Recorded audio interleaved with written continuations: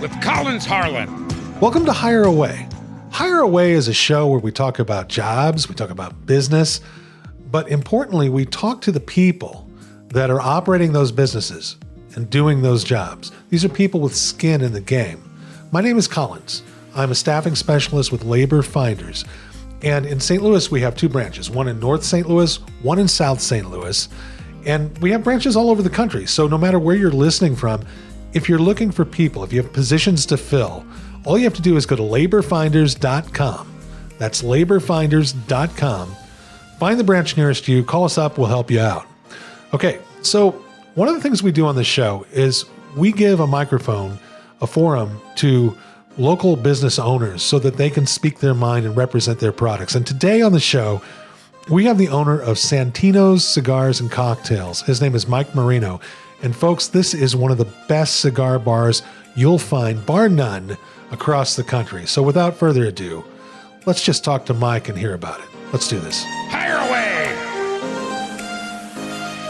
Mike Marino, welcome to the show. Thank you for having me on. You look like $1 million, Well, man. thank you. But your store looks like $1 million. You have one of the nicest cigar lounges that I've ever seen, and certainly in Jefferson County. But there's quite a story behind how this came to be. Like, it goes all the way back to your family and how they came over from Italy, correct? Yes, and well, thank you. Let me just touch on that first point. I did think about this concept for quite some time. I looked at places all over the country and world. I looked at things locally. Did a lot of research, and I was trying to, ascertain what did people really want if they go to a quintessential cigar bar. What does that mean? Now, to answer the other part of the question, yes, a lot. My parents had an interesting history. My father lived in Sicily during World War II. Wow. And pretty devastating, as you can imagine. Yeah. And after the war, millions of other immigrants just really wanted to get to the U.S. I mean, after the war, there was, nothing, no food, no jobs, nothing, no resources. So, like millions of immigrants, he was very lucky to get a boat ride, 12-day trip. 12 days. 12 days. In a boat. 12 and we're days. not talking about Carnival Cruise Lines. No, and this was right, exactly. This was this is your typical what you see in documentaries, third class voyage at the bottom of the boat. Back in those days, you don't come up to the upper deck to see what's going on or see the ocean or mingle. Most of these immigrants literally had no money. My dad, actually, the Post-Dispatch wrote an article a long time ago about my dad, where that he was explaining his voyage, and he was explaining that he had an empty suitcase, but he carried the suitcase with him. And the reporter's like, well, why did you do that? And he says, well, every immigrant had a suitcase. I just didn't have anything to put in it. So he literally had $2 to his name. And it was just an interesting story. So 12 days on a boat, no shower. Ooh. So he gets to Ellis Island, and first thing he has to do is buy a bar of soap. Which costs money. Yeah, I want to say back in those days, he said it was like 15 cents, or this was 1955. He was 21 when he landed in New York, and he had a kid with him from his hometown in Sicily. I believe at the time he was maybe 11 or 12 years old. Wait, did he take the kid with him? Or? Yeah, I should have backed up. When they were boarding, there was a boy in his village that parents wanted him to come to America to stay with relatives and start a life here because, as I said, it was all pretty much decimated all over Europe. So as they were boarding, the guy taking the tickets said, you can't board, you're underage, you don't have a guardian. Oh, I see. So my dad volunteered to be this kid's guardian since he knew the family. And I guess back in those days, he was allowed to do that, maybe with no official documentation. It was a different time. It was a different time. Yeah. So they got to New York, and the boy was going to then travel on to St. Louis, where his relatives were, and the parents of this child thanked my dad for getting him to New York safely, and says, "Would you continue to accompany him to St. Louis. My dad said, look, I don't have any money for a plane ticket. I'm taking a bus. And they bought his plane ticket, and so he could stay with the kid and get him to St. Louis. And then my dad was reunited with his brother, and life started. Where does your mom come into all of this? My mother was actually born in the U.S. Her mother, she was pregnant. Her mother was pregnant with her on the ride over, so she was born a few months after she arrived to the U.S. I see. And that was kind of the catalyst. My parents didn't know each other, but they met through a friend who introduced them. And since my dad didn't speak English, and she did, and she spoke perfect Sicilian because of her parents, which came from Sicily. My dad kind of fell in love, and they hit it off. It was a match made in heaven. Yeah, so I to guess speak. so. Yes. Yeah. That's a nice old world story right there. But it's not unique to just us. Millions and millions of immigrants had the same story. Back in those days, people really wanted to assimilate. I even asked my father. Because a lot of Italians or Sicilians, and that come to this country, they'll name their kids Italian names. And my dad was so happy to get the opportunity to come here. He gave us all American names. Yeah. Because back you assimilate. You were proud to come here because it was a privilege. Yeah. Well, I'm just going to call you Giuseppe, but no, that's interesting. What did he? So really, they didn't know the language when they came. He had to learn the language. And really, I challenge anyone to think about this scenario. We hear in modern times today, you open up the internet, look at the news, and so and so is leaving the country. Well, yeah, these are millionaire and billionaires. It's easy for people to have homes in other countries when you have money. Okay. But think about millions of immigrants who came with nothing. Like I said, my father had $2 in his pocket. They risked everything. Who in their right mind would travel halfway around the world, cannot speak the language of the country they're going to, has no money, has no job. Right. My dad was not educated in Sicily or America. So he couldn't read and write in either language.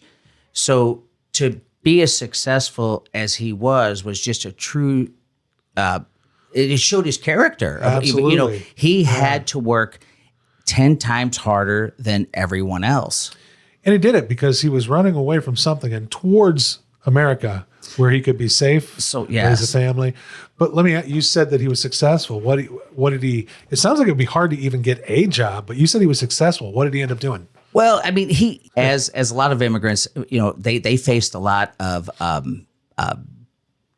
problems or discrimination. It was hard to find any jobs. They had to take the most menial job. So, he worked a lot of menial jobs. Back in those days, I want to say, the hourly wage might have been 55 to 90 cents an hour. Right. It's just unimaginable in today's standards, right?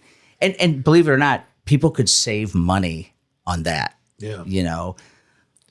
So did he? What did he end up doing to be successful? He when he first came, he reunited with his oldest brother, and they learned how to make statues, I guess, back in Sicily. So they started a statue company here in St. Louis. So a lot of times your water fountains, your bird baths, your different things you saw around town were my dad and his brother made those back in the 50s. So a lot of things you see at nurseries or different stores.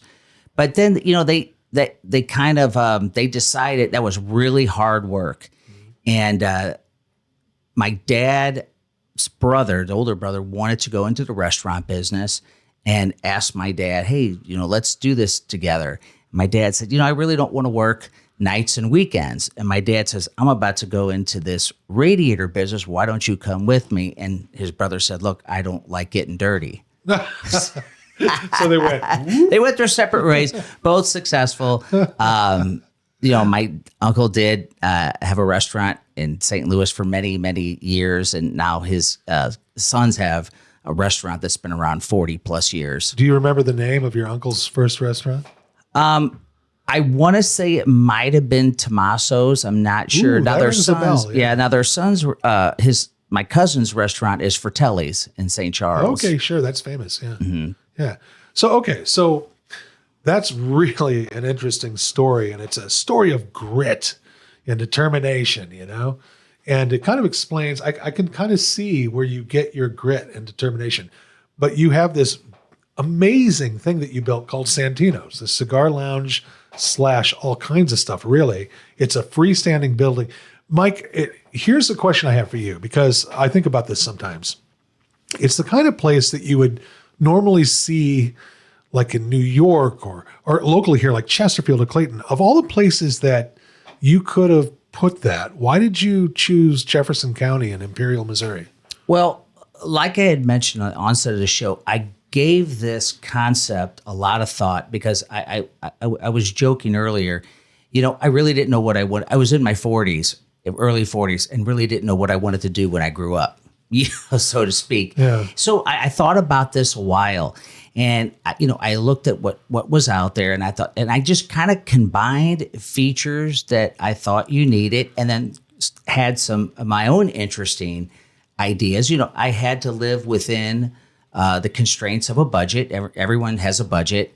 But I think I was able to accomplish my goal, which is all the different amenities and things that I have to offer. So it was strictly a pricing thing. You put it in Jefferson County strictly because it was cheaper? Well, so when I first decided my path, I started looking at the local cigar businesses in town. I approached a couple to see if they were interested in selling. At the time, no one seemed to be interested, and I was getting ready to just open on my own with my own concept. And I came across a nice lady in Jefferson County in Arnold that had a cigar bar, and I contacted her. And after a few months of, I guess you would call it negotiating, sometimes it was just tough to get in touch, but we worked out a deal, and I saw potential. Yeah. I saw potential in what she was doing, but knew that my vision was going to overtake it. So I was going to have to develop something, but at least I had a start. Gotcha. Okay. Well, what's really awesome about what you've created, and we've got a lot of pictures to show. I'm sure the producer will put those up. But, you guys, you're not just a cigar bar. We've been calling it a cigar lounge. And I don't know what that really conjures in people's brains, but what do you think? Well, what do you think it conjures in people's minds? Because as you know, I'm pretty type A. I like I said, I kind of knew what I wanted, and a cigar lounge is much different than any other, let's say, liquor establishment. It implies that you're going to have the world's leading liquor, cigars, accessories, and ambiance. A lot of what a true cigar lounge is not just the opulence and luxury, but the camaraderie between the staff and customers. Because, as I always say, when you come to Santino's, you could sit next to, a banker, an engineer, a carpenter, electrician. I've met some politicians in there. Politicians, your local firemen and police officers. So it's a place where I always say, you never know if you're going to meet your new next best friend or orchestrate a business deal. Yeah. I've seen a lot of people sign contracts in the place. So it's very unique, and I wanted it to be warm and open. A lot of times, look, I've never been interested in mediocrity. And so when I looked around, I saw what I deemed to be just a lot of average and mediocre establishments that just didn't really, they might have hit one or two aspects nicely, but they didn't really encompass the entire vibe and almost lifestyle. What's really neat about pipe smoking or cigar smoking, it comes with the whole culture, right? the dress, sometimes people get, really fancy because it's a feel, right? You feel good when you smoke your pipe or your cigar. Think about you watch somebody, a team win the World Series or the Super Bowl. What do you always see in the locker room? They get out a cigar to celebrate. Oh, sure, celebrate. Right? Yeah. Right? It's a sense of accomplishment. Well, when you have a baby, it's a boy. Well, you don't have any it's a boys. You have good cigars. Yeah. It's a girls, it's a boys, Flying Dutchman. That's not your thing. No. So it's very interesting because I agree with you. I walk into a lot of establishments, and that is the case where they seem to have hit a few of the aspects, but it's not a full experience.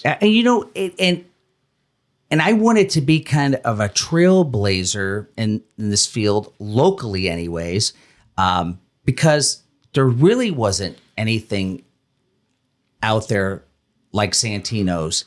And so I tried to hit on things that I heard in the first 5 years before I built my current location. Mm-hmm. I heard what people liked about my place and what they would have liked to see, in the next one. And so you were taking notes. I was taking notes and remembered a lot of those things. So, going back to, what do people think when they walk into a cigar bar? It's some of those things, but I think a lot of people, especially people that don't smoke cigars, because, you're more than a cigar bar. You have an amazing selection of liquors.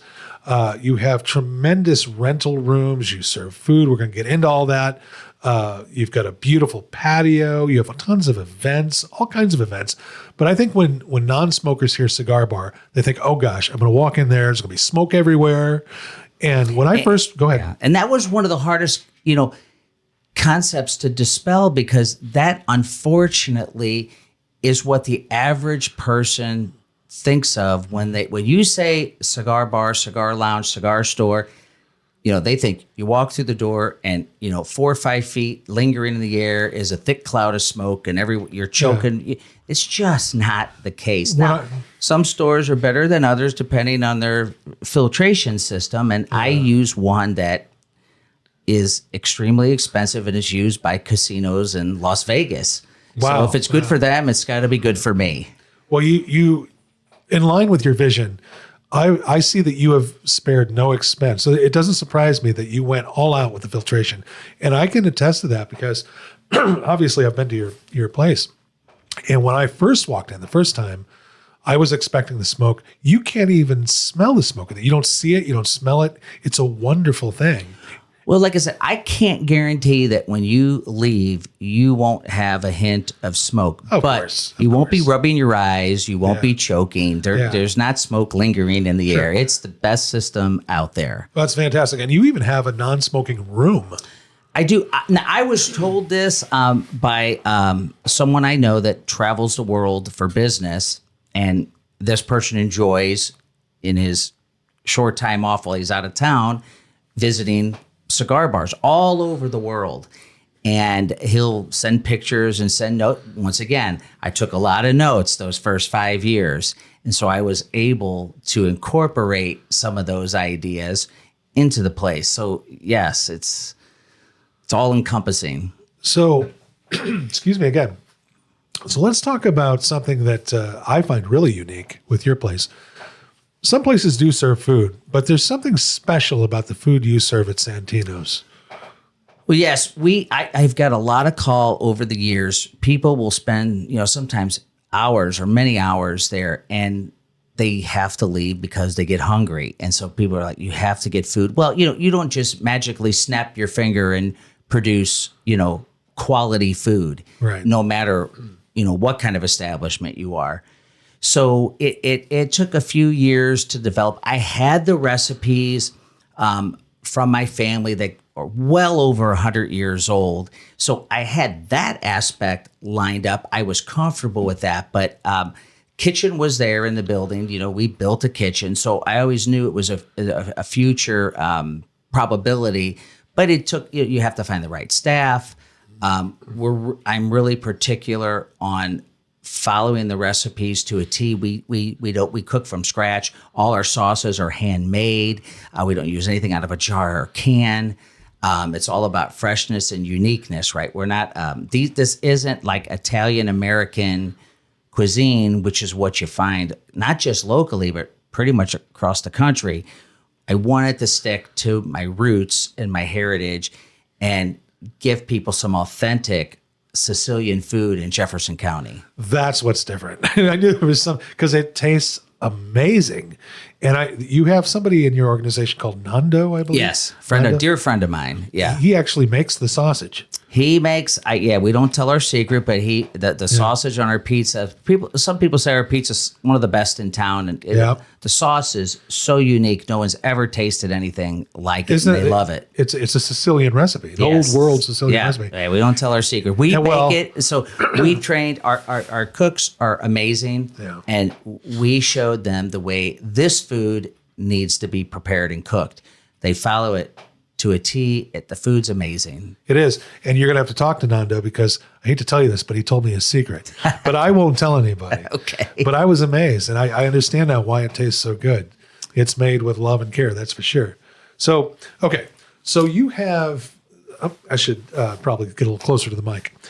You have a lot of things left that we can talk about. So you're a cigar bar. You're a top-notch, rare and hard to find bourbons, whiskeys, scotch, even tequilas.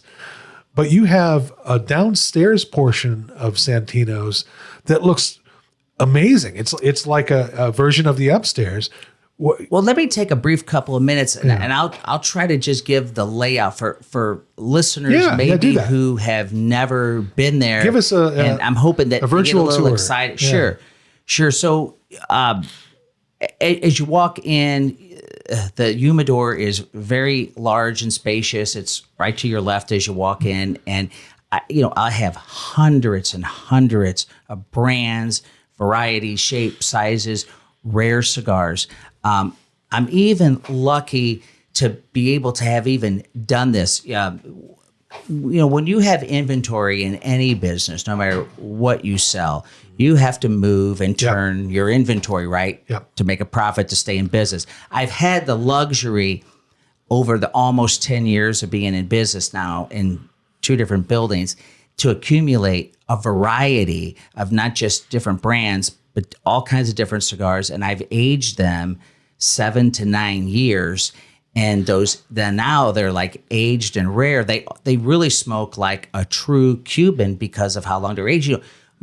Most people in any business couldn't hold on to their inventory for almost a decade before they sell it. That's challenging. Yeah. Yes. So, not only are you going to find a wide array of cigars, but I have a room you can walk into that's in the humidor that is a pipe and pipe tobacco room that's just dedicated to that. So we've really expanded because we heard what customers were saying. They love the cigars, but wanted more varieties of pipes and pipe tobacco. So I expanded. And that's great to see young people smoking a pipe. Yeah, it is really cool. There's something about a pipe, I know. I love it. So you walk in, the humidor's to your left, then what? Oh, then you're automatically in the main lounge, and it's very spacious. I believe there's seating for about 70 people, and it has a floor-to-ceiling custom fireplace. I would imagine the opening's about 4 or 5 foot tall. So it's not like you'd see in your home. Right. It's really neat. And, people gravitate to that, to the couches in front of the fireplace as winters now is approaching and the colder weather. We're coming in from the patio. And I'll explain, the patio is right there off the main lounge. And, it's probably, nearly 3,000 square feet. But it has granite tables out there, partial overhang, Italian water fountain. I just had built. We're talking about the patio? Patio. Okay. I just built a few weeks ago, like a 6x6 fireplace where literally you can put logs. Oh yeah, we've got a picture of that. It's beautiful. Long. And so people now just love that because now that's the time of year to sit on the patio with the fireplace. So great sound system, lights.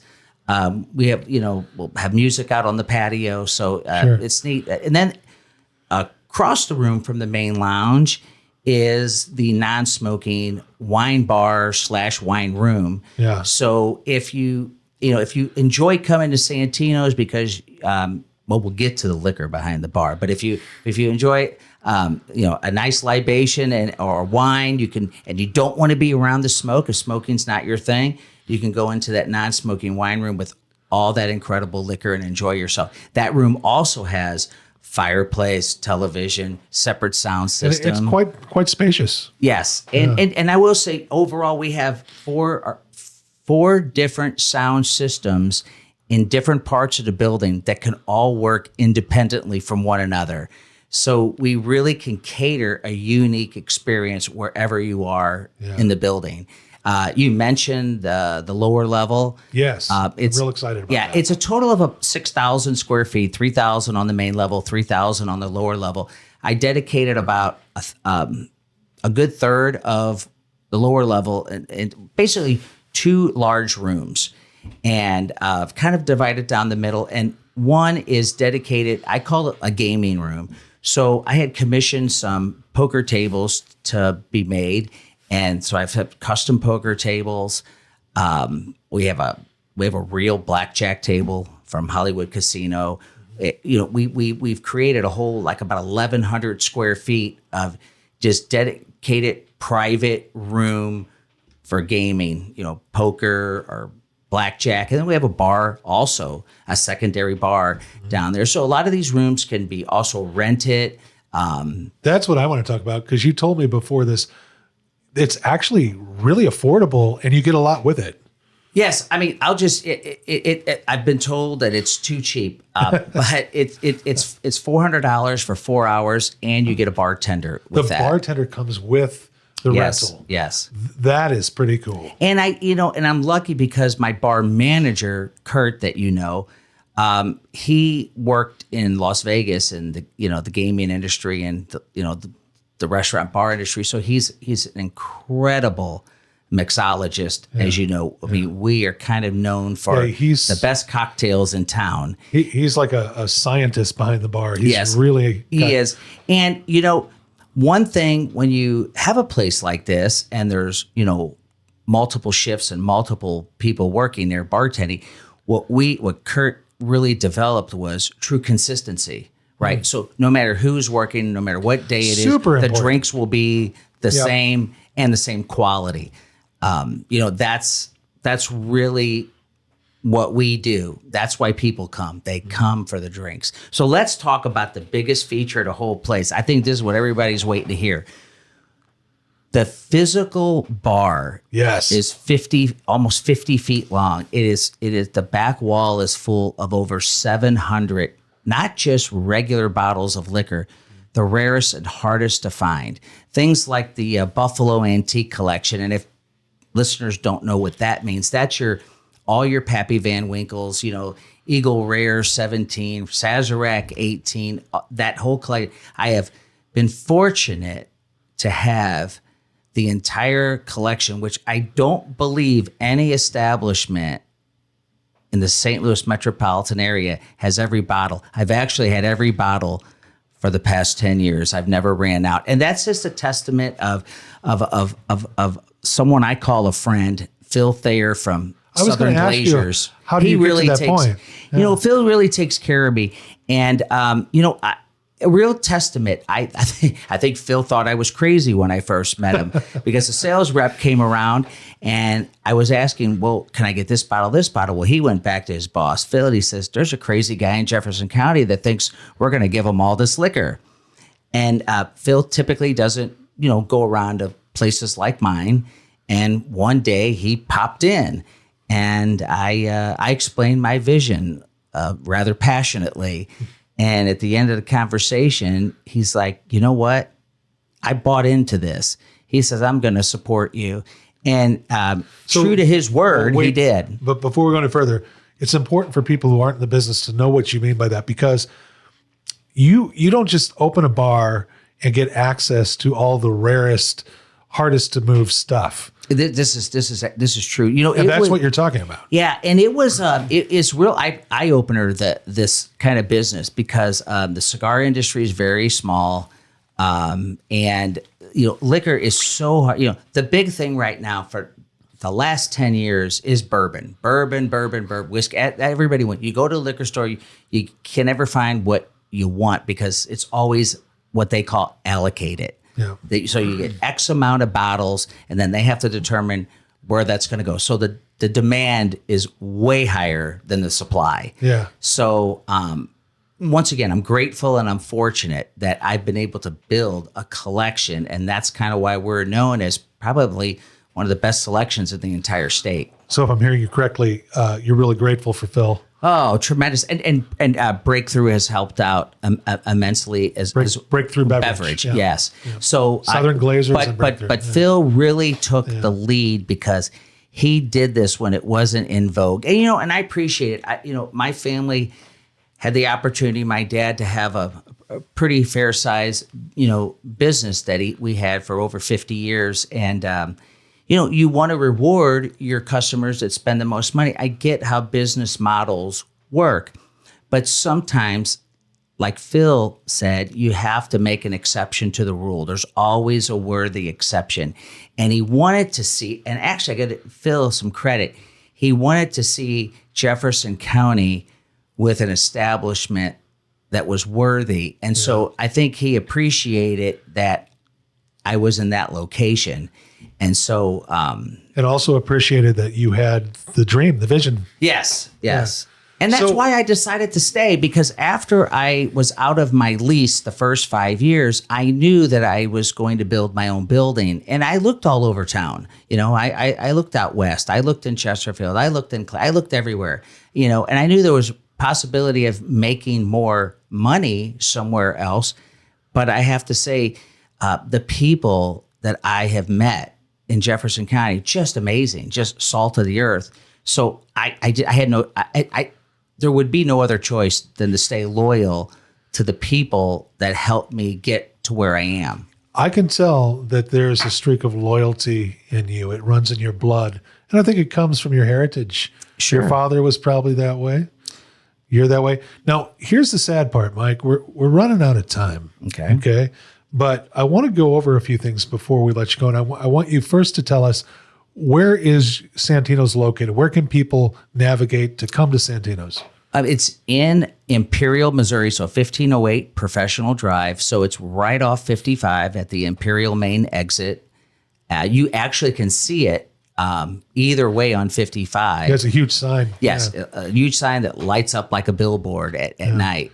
So, and you can also check out their Facebook page, Santino's Cigars and Cocktails. And that's updated all the time. But here's a few things that people may not know. You have food trucks on Sundays.